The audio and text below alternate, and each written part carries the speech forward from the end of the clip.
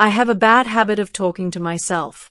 It's not the muttering kind that gets you assigned a psych evil, just quiet commentary, the sort engineers develop when they spend too many hours alone with machines that don't talk back. On Earth, it barely mattered. In space, surrounded by aliens with senses evolved under completely different rules, it turned out to be a very dangerous habit. I learned that lesson on Station Irene, the largest diplomatic outpost ever constructed by humanity and the Coalition combined. It was a ring-world station built around a pale blue dwarf star, home to dozens of species, each with their own gravity tolerances, atmospheres, and, critically, hearing ranges. I was there as a junior human systems analyst, tasked with calibrating translation nodes and stress-testing mixed-species life support corridors. Boring work. Safe work. At least, it was supposed to be. That day, I was standing on an observation bridge overlooking the star, watching cargo vessels glide in slow, silent arcs. I thought I was alone. The bridge was empty, lights dimmed, nothing but the hum of the station and my own thoughts. So I did what I always did. Yeah, I murmured to myself, arms crossed. She's definitely the most beautiful alien I've ever seen. No contest. I sighed. Calm down, idiot. She's probably some high-ranking official or warrior queen or something. Way out of your league. Like, astronomically. I laughed quietly at my own expense. Still, I added softly, if she ever smiled at me, I think my brain would shut down completely. That was when a voice spoke behind me. Is that so, human? I froze. Every muscle in my body locked at once. Slowly, very slowly, I turned around. She was standing there, leaning lightly against the curved wall of the bridge, arms folded with unmistakable amusement. Tall, graceful, her skin a smooth gradient of silver and deep violet, like starlight caught in liquid. Her eyes glowed faintly, multifaceted and luminous, and the delicate crests along her head pulsed with soft color. She was Elith of the Vashari, and she was smiling. I managed. How long? Long enough, she said pleasantly, to hear everything.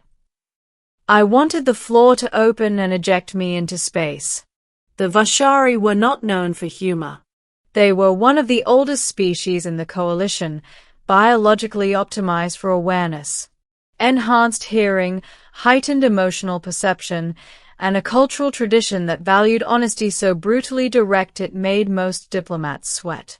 Elith was a Watcher-class envoy, a combination of diplomat, intelligence observer, and cultural judge.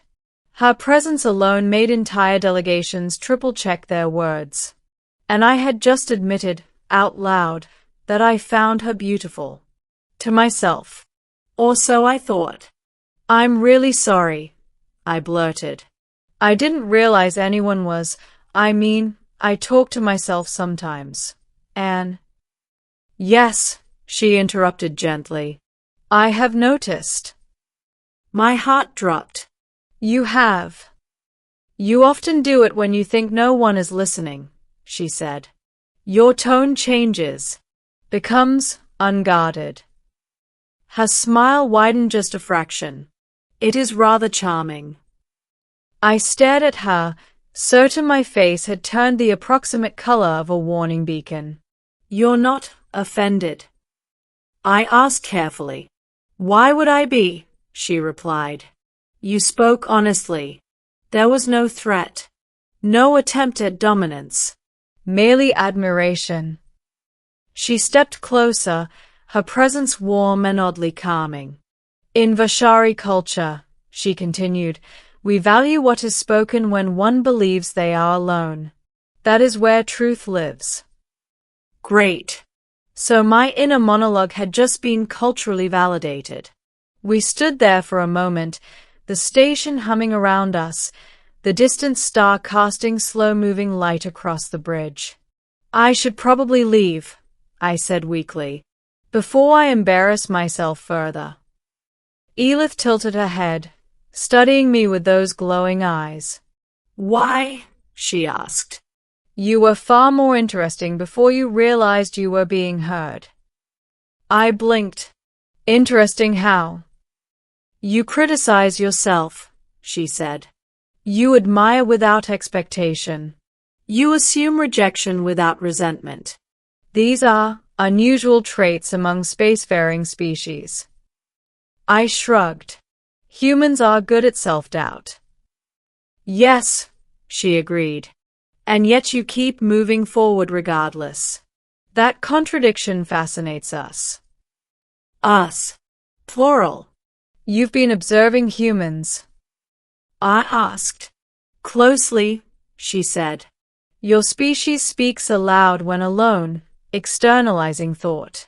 At first, we assumed it was a stress response. And now? Now, she said, we believe it is a form of courage. I laughed nervously. Trust me, there was nothing brave about what I just said. Elith's smile softened. You spoke admiration without demand, she said. In the Vashari tongue, there is a word for that. She paused. It translates loosely to honor desire. My breath caught. That sounds important. It is, she said quietly. Over the next few weeks, our paths crossed again and again. In corridors. In data review chambers. In quiet observation decks where we pretended we were there for entirely professional reasons. Sometimes I talked to myself without realizing it. Sometimes I caught her listening, crest glowing faintly with amusement. She never mocked me. Instead, she asked questions. Why humans joked about their own fears. Why we confessed thoughts that made us vulnerable. Why we dreamed so openly, even knowing the universe could be cruel. I told her the truth. Because keeping it inside hurts more, I said. And because if we don't say it, it feels like we're lying to ourselves. That answer stayed with her. I could tell. The Vashari Council began requesting human cultural briefings more frequently. Mixed species crews reported smoother cooperation with humans than expected. Emotional transparency, once seen as a weakness, started being listed as a strategic advantage. And Elith? She began smiling at me openly. One day, as we stood watching ships depart the station, she spoke without looking at me. You once said, she began, that if I smiled at you, your brain would cease functioning. I groaned softly. Please don't remind me. She turned to face me. Has that occurred? I swallowed. A little. Her crest glowed, deep and warm. In that case, she said, I will be careful not to smile too often. Then she leaned closer and added, almost teasingly, unless you are talking to yourself again. The real shock came during the council convergence when Elith addressed the gathered species. Humans, she said, voice resonant through the chamber, are not reckless. They are unarmored. Murmurs rippled through the delegates. They speak their fears aloud. Their hopes. Their admiration. Even when no one is listening. Especially then. Her gaze found me in the crowd. We have listened, she continued. And we have learned. The Vashari formally proposed expanded human integration, not because of our weapons or technology, but because of our emotional openness. Our habit of speaking truth when we thought no one cared. After the session, I found Elith waiting for me. You changed the galaxy, I said quietly. No, she replied. You did. By being yourself when you thought you were alone. She reached out, her hand brushing mine. An intentional gesture, unmistakable. I heard everything, she said softly. And I am very glad I did. For the first time, I didn't try to stop myself from speaking what I felt.